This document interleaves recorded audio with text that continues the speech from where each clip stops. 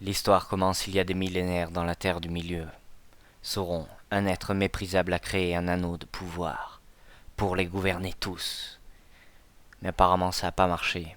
Il a été battu par Isildur et son alliance après une terrible bataille. Mais celui-ci, qui aurait dû détruire l'anneau, ne l'a pas fait. Revenons au temps moderne. Enfin moderne pour eux. Nous sommes dans la comté.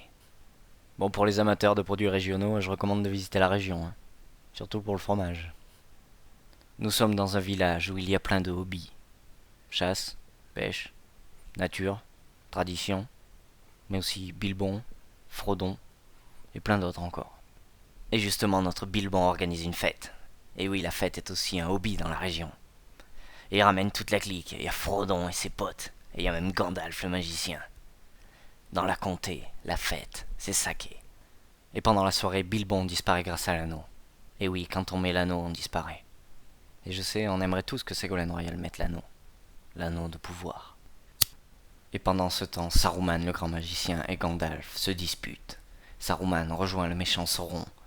Et Gandalf rejoint les gentils hobbits.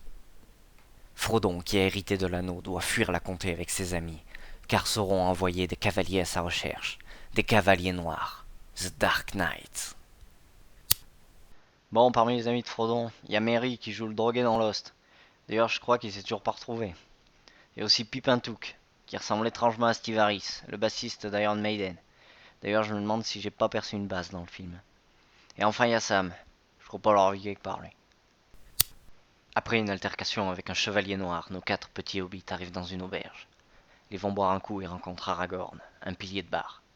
Enfin, c'est plutôt un chevalier des temps modernes, comme Michael Knight. Mais son cheval, il parle pas.